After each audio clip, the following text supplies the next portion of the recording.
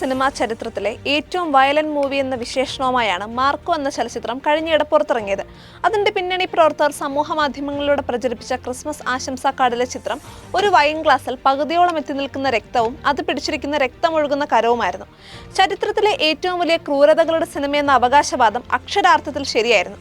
ഒരുപക്ഷെ ലോക സിനിമാ ചരിത്രത്തിൽ തന്നെ ജനപ്രിയ ആക്ഷൻ ചലച്ചിത്രങ്ങളിൽ ഇത്രയേറെ കൊടും ക്രൂരതകൾ മറയില്ലാതെ കാണികൾക്ക് മുന്നിൽ അവതരിപ്പിച്ച മറ്റൊരു ചലച്ചിത്രമുണ്ടോ എന്ന് സംശയമാണ്. ഗർഭിണിയെയും കൊച്ചുകുട്ടികളെ പോലും ക്രൂരമായി കൊലപ്പെടുത്തുന്നതായി ചിത്രീകരിക്കുന്ന ചലച്ചിത്രം ആവേശത്തോടെ കണ്ട പതിനായിരങ്ങളിൽ ബഹുഭൂരിപക്ഷവും ആൺപെൺ ഭേദമില്ലാത്ത യുവജനങ്ങളാണ്.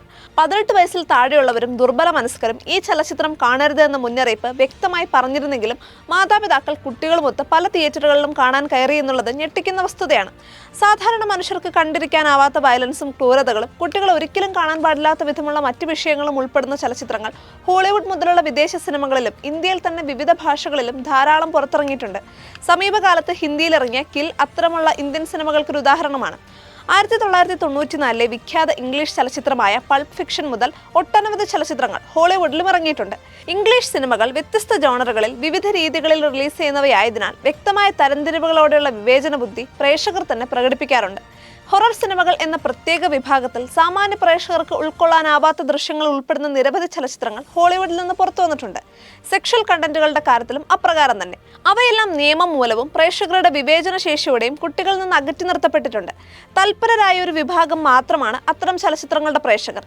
ഇവിടെയാണ് താരതമ്യേന വളരെ ചെറുതായ മലയാളം ഫിലിം ഇൻഡസ്ട്രിയെക്കുറിച്ച് പ്രത്യേകമായി ചിന്തിക്കേണ്ടത്. ഇവിടെയും വിവിധ ജോണറുകൾ ഉണ്ടെങ്കിലും അതൊന്നും തന്നെ കാഴ്ചക്കാരുടെ തെരഞ്ഞെടുപ്പുകളെ സ്വാധീനിക്കുന്ന വിധം പ്രകടമല്ല. ചില ട്രെൻഡുകൾക്ക് പിന്നാലെ സഞ്ചരിക്കുന്നവരാണ് പ്രായഭേദമില്ലാത്ത ഏറിയ പങ്ക് മലയാളി പ്രേക്ഷകരും. അക്രമം, ലഹരി ഉപയോഗം, സെക്ഷൽ കണ്ടന്റുകൾ തുടങ്ങിയവ പരിധികൾ ലംഘിച്ച ഒട്ടേറെ ചലച്ചിത്രങ്ങൾ 2024 മലയാളത്തിൽ തന്നെ പുറത്തിറങ്ങിയിട്ടുണ്ട്. ഇത്തരം ചലച്ചിത്രങ്ങൾ തിയേറ്ററിൽ കണ്ടില്ലെങ്കിലും OTT പ്ലാറ്റ്ഫോമുകളിൽ റിലീസാകുമ്പോൾ കുട്ടികൾ വീണ്ടും വീണ്ടും കാണുന്ന സാഹചര്യം പൊതുവെയുണ്ട്. സോഷ്യൽ മീഡിയയിലെ റീൽസും ഷോർട്സും വഴിയായി കുട്ടികൾ ഇത്തരം ചലച്ചിത്രങ്ങളിലേക്ക് ആകർഷിക്കപ്പെടുന്ന പ്രവണതയുമുണ്ട്. ഇവിടെ മാതാപിതാക്കൾ ശ്രദ്ധിക്കുക തന്നെ വേണം. വ്യത്യസ്ത ജോണറുകളിൽ ആയിരക്കണക്കിന് സിനിമകൾ ഓരോ വർഷവും റിലീസാകുന്ന ഇംഗ്ലീഷ് ഫിലിം ഇൻഡസ്ട്രി കുട്ടികളെ വളരെ പ്രത്യേകം പരിഗണിക്കുന്നുണ്ട്. അവർക്ക് വേണ്ടി നിർമ്മിക്കപ്പെടുന്ന ചലച്ചിത്രങ്ങളാണ് ഏറ്റവും ചെലവേറിയവയും. ഇപ്പോൾ കേരളത്തിൽ വിജയകരമായി പ്രദർശിപ്പിക്കപ്പെടുന്ന മുഫാസ എന്ന ആനിമേഷൻ ചലച്ചിത്രത്തിന്റെ മുതൽ മുടക്ക് $200 മില്യൺ അഥവാ 1264 കോടി രൂപയാണ്. അതേസമയം കുട്ടികൾക്ക് വേണ്ടി ഈ വർഷം മലയാളത്തിൽ നിർമ്മിക്കപ്പെട്ട ഏക ചലച്ചിത്രമായ ബറോസിന്റെ മുതൽ മുടക്ക് 50 കോടി രൂപയാണ്. കുട്ടികൾ എന്ത് കാണണം, ജനപ്രിയ ചിത്രമായി ഏത് ചലച്ചിത്രം പരിഗണിക്കപ്പെടണം എന്നീ ചോദ്യങ്ങൾക്ക് നാം മലയാളികൾ ഇനിയും ഒരു ഉത്തരം കണ്ടെത്തേണ്ടതുണ്ട്.